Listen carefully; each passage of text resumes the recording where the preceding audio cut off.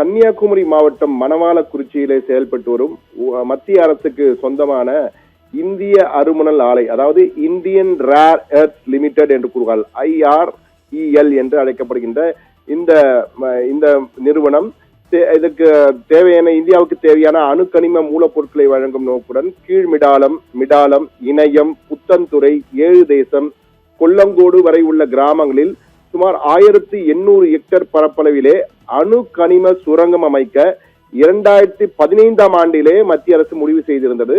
இது தொடர்பான அணுசக்தி துறையினுடைய கோரிக்கை ஆய்வு செய்த அப்போதைய அதிமுக அரசு தமிழகத்தில் இருந்த பொழுது 1144 ஹெக்டேர் நிலத்திலே அணு கனிம சுரங்கம் அமைக்க 2020ஆம் ஆண்டிலே ஒப்புதல் அளிக்கிறது. அதைத் தொடர்ந்து அந்த நிலங்களை அணுக்கனிம சுரங்கம் அமைக்க ஒதுக்கீடு செய்து 11/6/2021 மத்திய அரசு ஆணை பிறப்பிக்கிறது. 2021 ஜூன் 11ஆம் தேதி.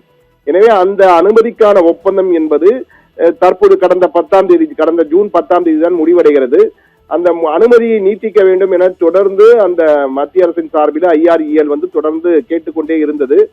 திமுக அரசு இருந்த பொழுது கடந்த ஆட்சியிலே தொடர்ந்து போராட்டங்கள் நடைபெற்றன. இதற்கு கருத்து கேட்பு கூட்டம் எல்லாம் நடைபெற்றது. எல்லாம் கடுமையான எதிர்ப்பு தெரிவிக்கப்பட்டது. பொதுமக்கள் எதிர்ப்பு தெரிவித்தார்கள். பல சமூக அமைப்புகள், பூவுலகின் நண்பர்கள் போன்ற பல சமூக அமைப்புகள் கடுமையாக எதிர்ப்பு தெரிவித்தன. கூட்டமும் ரத்து செய்யப்பட்டது.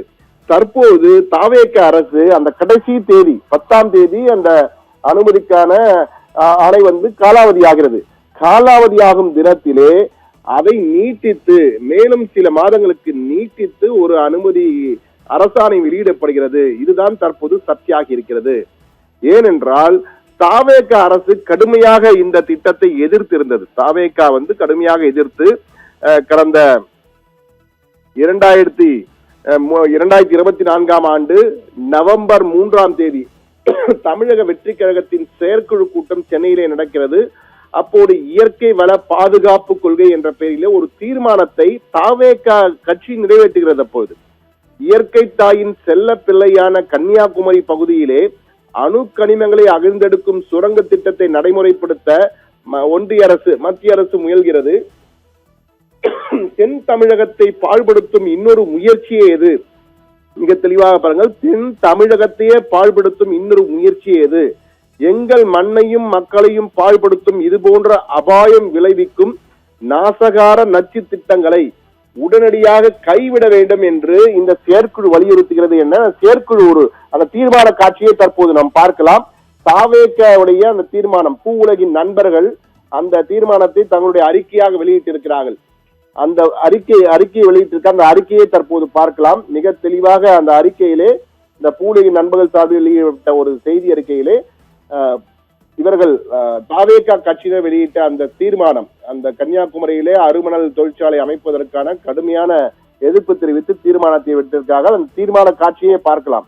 மிக தெளிவாக நமது இப்போது ஹைலைட் செய்திருந்த பாருங்கள், இயற்கை வள பாதுகாப்பு கொள்கை தீர்மானம். இதிலே உடனடியாக இது போன்ற அபாயம் விளைவிக்கும் நாசகார நச்சு திட்டங்களை உடனடியாக கைவிட வேண்டும் என்று தாவேக செயற்குழு வலியுறுத்துகிறது. என்ற வகையிலே இயற்கை வள பாதுகாப்பு கொள்கை, அதுவும் இயற்கை தாயின் செல்ல பிள்ளையான கன்னியாகுமரியிலே என்று கூறி தென் தமிழகத்தை பாழ்படுத்தும் இன்னொரு முயற்சி இது என இந்த அணு கனிமங்களை அகழ்ந்தெடுக்கும் சுரங்க திட்டத்தை நடைமுறைப்படுத்துவதற்கு கடும் எதிர்ப்பு தெரிவித்து ஒரு தீர்மானத்தை தாவேக நிறைவேற்றுகிறது. ஆனால் அதே தாவேக தற்போது ஆட்சிக்கு வந்த பிறகு அனுமதி கொடுக்கிறது என்பதுதான். அந்த அரசாணைக்கு நீட்டித்து அனுமதி கொடுத்து ஒரு அரசாணையை வெளியிடுகிறது. அந்த அரசாணை வெளியிட்ட காட்சியும் நாம் பார்த்தோம். அதுவும் தற்போது நமக்கு எக்ஸ்க்ளூசிவாக கிடைத்த அந்த அரசாணை தாவேக அரசினால் நீட்டிப்பு கொடுக்கப்பட்டு கடந்த 10ஆம் தேதி வெளியிடப்பட்ட அந்த அரசாணை இதுதான். இந்த அரசாணையிலே இது போன்று அந்த சுரங்கம் அமைப்பதற்கான அனுமதி 5 ஆண்டுகள் முடிவடைந்து காலாவதி ஆகிறது. அந்த கடந்த கடைசி தேதி அன்று நீட்டித்து அந்த அரசாணை வெளியிடப்பட்டிருக்கிறது. எனவே இதனை கைவிட வேண்டும் என கடுமையான எதிர்ப்புகள் தற்போது எழுந்திருக்கின்றன. கன்னியாகுமரி மாவட்டத்திலே இந்த திட்டம் கைவிடப்பட்டது என்று மக்கள் நம்பிக்கொண்டிருக்கிறார்கள். பெரும்பாலான மக்கள் இந்த திட்டம் கைவிடப்பட்டது என்றால் இந்த அணு கனிம சுரங்கத்தை அமைக்க வேண்டும் என்பதிலே உறுதியாக இருக்கும் மத்திய அரசு டங்ஸ்டன், தாமிரம், நிக்கல், பிளாட்டினம் உள்ளிட்ட 24 வகையான முக்கிய கனிமங்களையும் சோடியம், யுரேனியம், மோனாசைட் உள்ளிட்ட 6 வகையான அணு கனிமங்களையும் தோண்டி எடுப்பதற்கான சுரங்கங்களை அமைப்பது குறித்து பொதுமக்களிடம் கருத்து கேட்கும் கூட்டங்கள் நடத்த தேவையில்லை என்று ஒரு ஒரு ஒரு மாற்றத்தை கொண்டு வந்து அவர்களே கொண்டு வந்தார்கள். இவற்றுக்கான சுற்றுச்சூழல் அனுமதியை இனி மத்திய அரசே வழங்கும் என டைரக்டாக கருத்து கேட்பு தேவையில்லை என்ற வகையிலே 2024 ஒரு ஆணை பிறப்பித்து விட்டார்கள். எனவே தற்போது அனுமதி நீட்டிக்கப்பட்டிருப்பதால் மிக எளிதாக மத்திய அரசு இந்த IREL மூலமாக அந்த சுரங்கத்தை அமைப்பதற்கான ஏற்பாடுகளை செய்யக்கூடும். என்றால் இது மணவாளக்குறிச்சி பகுதியிலே இயங்கும் இந்திய அருமணல் ஆலையால் ஏற்கனவே கதிர்வீச்சு காரணமாக சுற்றுப்புற கிராம மக்கள் புற்றுநோய், சிறுநீரக பாதிப்பு, தோல் நோய், ஆஸ்துமா, கருச்சிதை உள்ளிட்ட பாதிப்புகளை தொடர்ந்து சந்தித்து வரும் சூழலில் இப்பொழுது அணுக்கரிம சுரங்கம் அமைக்கப்பட்டால் ஒட்டுமொத்த மாவட்டத்திலும் புற்றுநோய் உள்ளிட்ட கொடிய நோய்கள் ஏற்படும் பாதிப்புகள் அதிகரிக்கும் என அப்பகுதி மக்கள் தொடர்ந்து குற்றம் சாட்டி வருகிறார்கள். தற்போது இதனால் மிகவும் அச்சப்பட்டிருப்பதாகவும் அங்கிருந்து வரும் தகவல்கள் தெரிகின்றன. அதை நமது கன்னியாகுமரி செய்தியாளரும் உறுதிப்படுத்தியிருக்கிறார். எனவே இத்தகைய அரசாணையை ரத்து செய்ய வேண்டும் என மக்கள் கோரிக்கை விடுத்திருக்கிறார்கள். கடந்த ஆட்சியில் நடந்த அதே நிலைமை அணுக்கழிவு சுரங்கம் அமைக்கும் விஷயத்தை தொடர்கிறது என மக்கள் வருத்தம் தெரிவித்துக் கொண்டிருக்கிறார்கள் தான் கூற வேண்டும். அதிமுக அனுமதி கொடுக்கப்பட்டது. ஸ்டாலின் அரசாங்கம் இருக்கும்போது, திமுக அரசாங்கம் இருக்கும்போது அதற்கான அனுமதியை நீட்டிக்க தொடர்ந்து கடிதம் எழுதினார்கள். ஆனால் அவர்கள் மக்கள் எதிர்ப்பு அதிகமாக இருந்தால் அனுமதி ஆணையை கொடுக்கவில்லை, நீட்டிப்பு கொடுக்கவில்லை.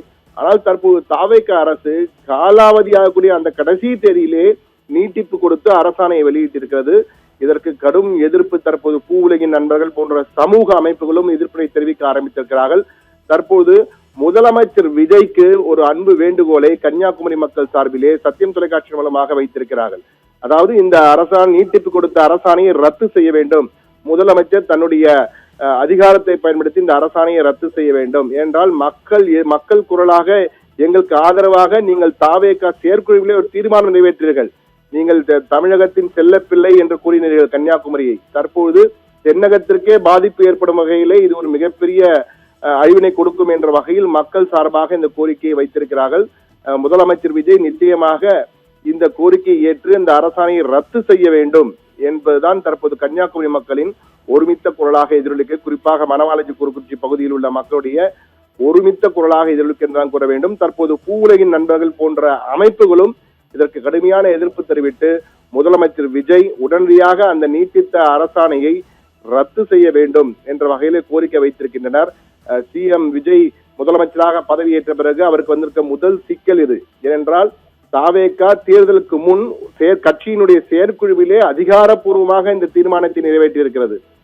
அந்த தீர்மானத்துக்கு எதிராக தற்போது ஒரு முடிவினை எடுத்திருக்கிறார்கள். எனவே முதலமைச்சர் தலைவராக இருந்த விஜய்க்கு முதலமைச்சரான பிறகு வந்திருக்கும் முதல் சிக்கல் இது.